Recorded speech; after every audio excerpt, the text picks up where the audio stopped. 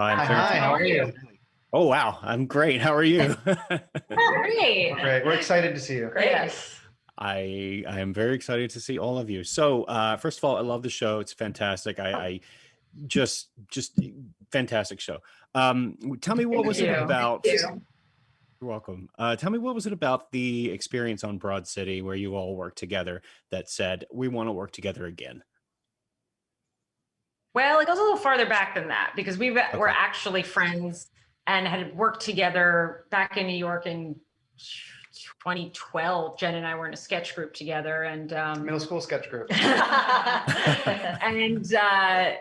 we've actually also, we were so lucky to work with Jen on Broad City, but also she was on set with us a lot of the time for our movie on Rough Night, and we also have written a feature together. So we've been working together in one way or another for quite a few years. We're obsessed. We are just obsessed with each other. We're obsessed with each other. Paul and Lucia, I always say they're my favorite writers, and I'm just going to keep hanging around them until they kick me out. And the feeling is mutual. Awesome. So yeah, we've just always been excited about continuing to work together in any capacity. It's an excuse to hang out. Yeah. That's beautiful. A comedy click. So Jen, where did the idea for Hacks come from? So the idea, it actually came from one of these times when we were all working together. Okay, proof is in the pudding, okay. In 2016, 2015, Paul did a Netflix character special available on Netflix. Now you can stream it. I'll send you my password. And we were on a road trip to shoot a portion of this special at a sketch at a monster truck rally. So the idea from Hacks is born out of a monster truck rally. Obviously. And we were on this trip and we were driving and we were just talking, we started talking about female stand-ups and women in entertainment at large who just like never have really gotten their due. They kind of are these women who have had to work so hard and they have gotten knocked down 1,000,000 times and get up 1,000,001. And yet we don't give them the same reverence that we give honestly to male stand-ups and to male entertainers. And so we just became really like fascinated and by the idea of telling a woman like that story. And particularly for Lucia and I, like as women, we kind of came to realize, Lucia, you were saying like, we sort of stand on the shoulders of these women. And yet we don't, as younger women, don't always really give young. them, yeah, really young, like babies. We don't give them maybe the credit and the what they're due. And so, yeah, we just kind of became, I always say we became obsessed with telling the story, but it's true because it came to us 5-6 years ago and we've been lucky enough to work on other things, but it just stuck in our brains as something we really wanted to do. And we've been really just chipping at it, with different ideas, different characters for a long time. We're always in contact about like, oh, here's an idea. It's always been in the back of our minds. And finally, when the moment was right, we were able to pitch it and we found a really incredible home at HBO Max. So we're really so excited we got to finally make this thing during a global pandemic. We were waiting for that. We were waiting for that. You want to be busy. Are you all in the same room? Yeah. Yes. We are all in the same room. I feel left out. I know. Come over. We're vaccinated. Oh, wow. So were there specific comedian inspirations for Deborah Vance, or is she that character an amalgamation of a lot of different women? Yeah, she's an amalgamation of not only stand-ups, but really a lot of showbiz veterans in general. I mean, there's a little Debbie Reynolds, there's a little Elaine May, there's Lucille Ball, there's obviously Joan Rivers and Phyllis Diller. We worked with Susie Essman on Broad City, and she was a real inspiration for us too. So it really is an amalgamation of a lot of different, showbiz veterans who, like Jen said, are women who got knocked down 1,000,000 times. And if you've read any of their autobiographies, you know that to be true. And so, it's a lot of people, but it's now Deborah Vance because Jean Smart, she brought it to life in a way that we couldn't have ever dreamed of. When you write a character and you envision it, you really have a very specific image in your head, but Jean was able to elevate that beyond our wildest dreams. And it was so fun to watch her work. I'm so glad you said Phyllis Diller because I was watching it. And I think because I thought about Phyllis Diller while I was watching it, because I think there's something about that relationship with her husband and how candid she was about that, that is in there with Deborah Vance as well. And Paul, I forgot to start with, I live in Raleigh, North Carolina. So Oh my and I know you gosh. went to Duke. Yes. So yeah, Hey, RDU, Small baby. I world. love the triangle. I miss it. I miss it. I Yeah. didn't go to Duke, but congratulations on getting into Duke. Oh, thanks. Thanks. They made a mistake, but I got through. So There you go. There you go. So talk to me a little bit about the casting of Jean. Whoever wants to answer that. Sorry, these are sort of generic questions, but talk to me about that casting. I mean, it's. I was just talking to her, and I felt like it's such a, like I feel like she was born to play this role. I know. We do too. We do too. Yeah. You know what's amazing about Jean is that she is such a gifted comedic actress. Like she's been doing it so long, she knows how she's funny, and she is so brilliantly funny, but she also is so good as a dramatic actress. She's incredible gravitas. She's like, it's like literally working with like Serena Williams or LeBron James. You're like, this is somebody at the absolute top of their game, one of the greatest of all time. And to be able to write towards somebody who you know can do anything you want them to do, it just was such a liberating thing as a writer, because you just know she can nail all of it, and she could. So it, you know, there's nothing that you can write that she can't absolutely knock out of the park. So it made it really freeing for us. And you know, I think that, like you're saying, she's born to play this part, and it's because she just like, she knew what she could do, and then she brought that to the character as well. So while it is an amalgamation, there's also a big heavy dollop of Jean Smart knowing what she wanted to do with the character and what she brought to it, and what her inspiration was. And you know, I think she said this before, but when she was a little kid, like for Halloween, would dress up as a stand-up comedian. She always had a dream of being a stand-up comedian. And so, which we could have never known. And so it's just stars aligning in this really incredible way that we feel so lucky, really. And you know, if you watch, it's interesting because we've worked with a lot of great comedians who are also really talented actors. But really they come from comedy, they come from stand-up, they come from improv, they come from the world of comedy. And then sometimes they just happen to be really gifted in terms of acting. Jean is obviously an actor. She studied acting. She was in, you know, did a ton of theater. She's Tony nominated. I mean, the woman is an amazing actor, but if you watch her in interviews, she's also a comedian. She is so funny. It's really an amazing thing. Like she could have been that. So in a way, it's like, this is almost like the universe allowing some weird parallel timeline to exist. And I hope it knocks our planet on the right timeline, because I know we've been on for a while. We hope this solves global warming. Yeah, I don't know how, We've but been- this should solve global warming. Corrects the shift of the axis I heard about. Yes, the other That's day. right. Exactly. Jean Smart gonna knock it Yeah. back on axis. So I guess love we think that. it's good. Yeah. You know, it's amazing. I talked to her for Watchmen, and that's a very serious show, but there's a moment that she has with Tim Blake Nelson where it's a very serious scene, but she plays the comedy in that scene. It's in the big bubble. I don't really, that room. I don't know. I'm sure you've all seen it, but we talked a lot about that, where she brought, you know, just her line delivery has that perfect comic timing to it. And it's not a comedy scene, but she brings it out and it works beautifully. So tell me about, you've got Hannah who comes from stand-up. You've got Caitlin who comes from improv background. You all come from an improv background. Jean is on the stage. Obviously, this is a scripted show. Talk to me about letting the actors go, letting them roam and discover their characters, and you know, maybe not improv, but ad lib a little bit. Talk to me about that experience. Yeah, I mean, we definitely, I think, hopefully fostered a environment for the actors to feel like they could bring what they, you know, if they had an idea for a line adjustment or add a little button, like, you know, we definitely encourage that.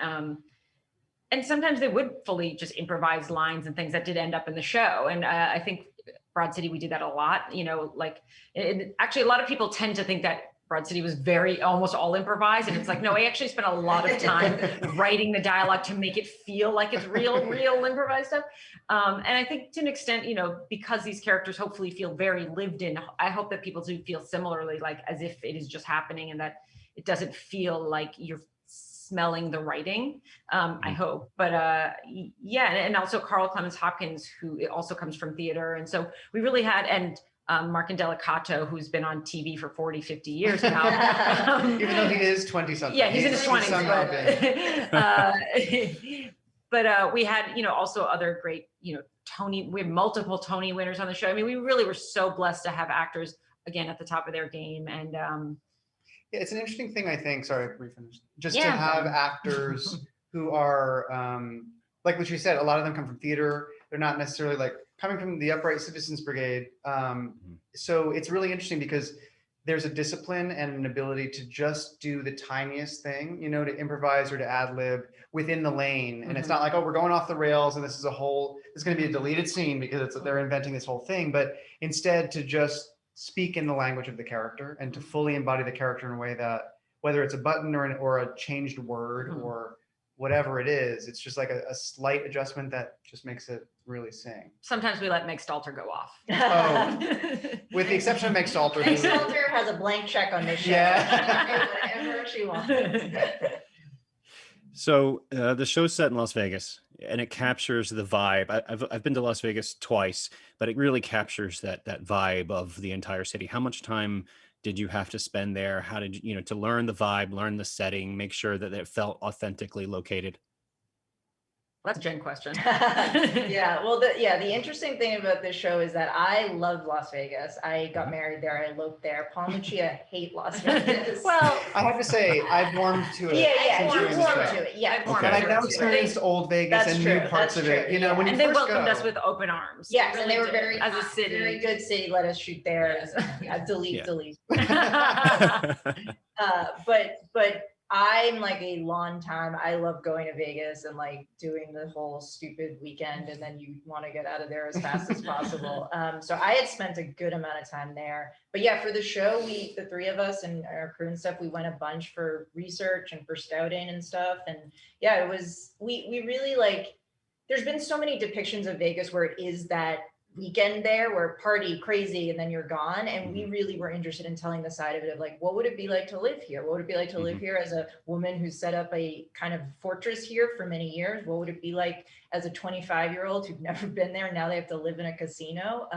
So we spent a good amount of time there trying to like really nail down an authentic feel of the city. Great food. Really good food. A lot of food. A lot of food. A lot of food. Yeah. And drinks. Lucia, this question is targeted towards you. You're talking about that Las Vegas vibe. It is most present, I think, at least the casino vibe in the episode Falling,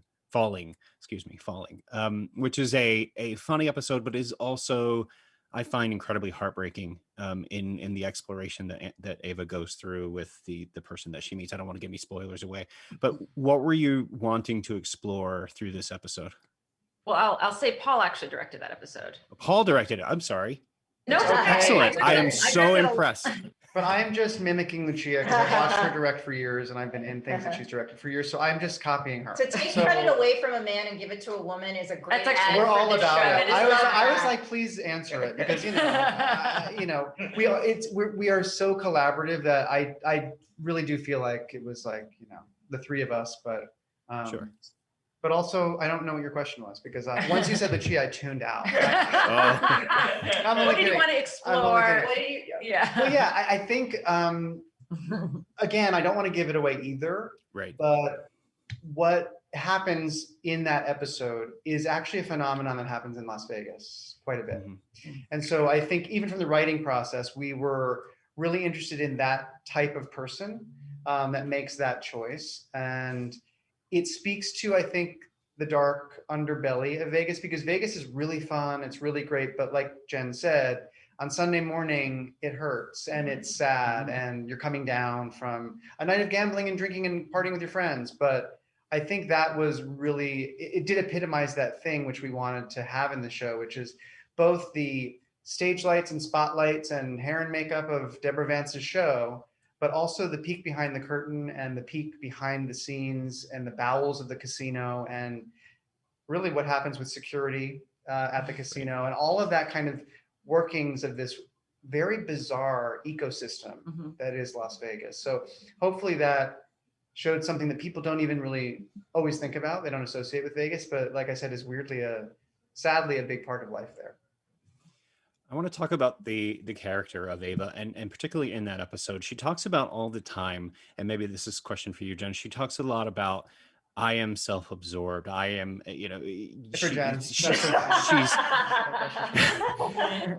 She's totally self-aware, but she doesn't seem to do anything about it. She doesn't appear to want to change that much. And in that episode, she doesn't see the warning signs. Like as a viewer, I'm like, this is not right. Get out of this situation. This is not going to end well. Again, no spoilers, but but she's so like self-absorbed or just not shifting her focus outside of her bubble. Is that something you wanted to explore with that particular age group, or just talk to me about creating that character and that aspect of her?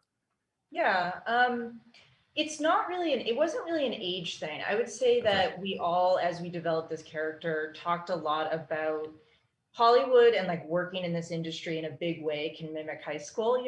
You can get really, it's hard. You have to fight against the instinct in yourself to believe your own hype and start kind of letting that lead you in terms of wanting praise or wanting to work on the cool things.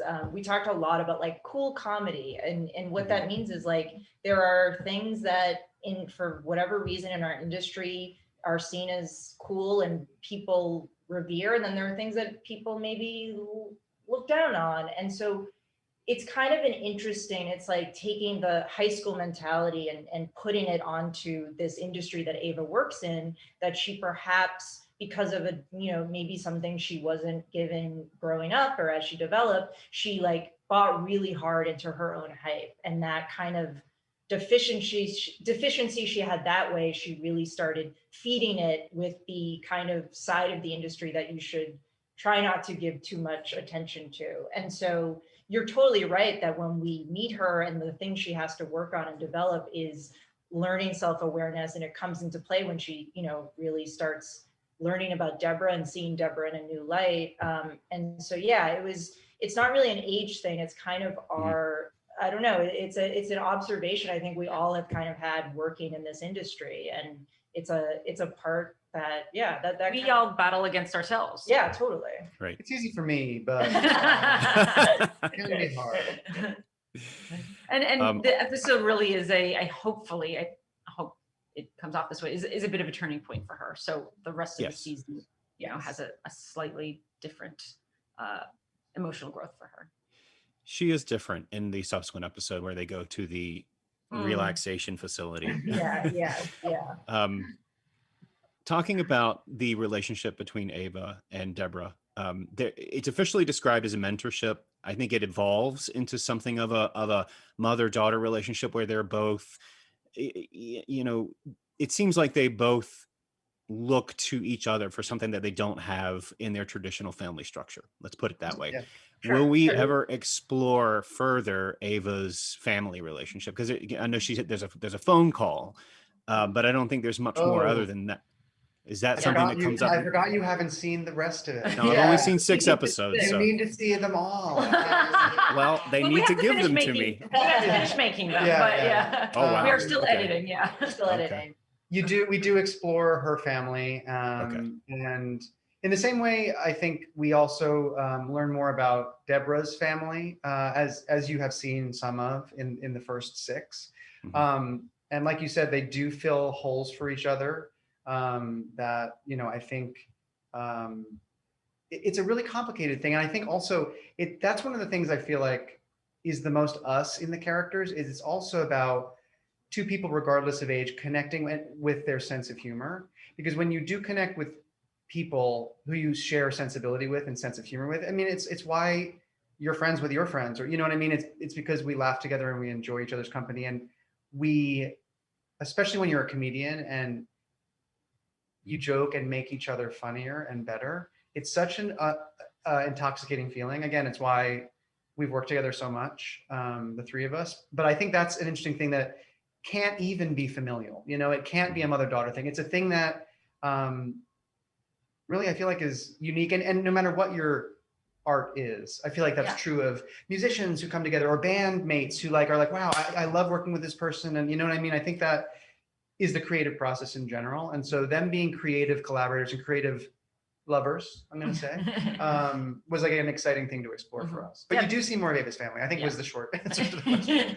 Definitely. And you do see more Jane Addams, which is reason enough to tune in. Excellent.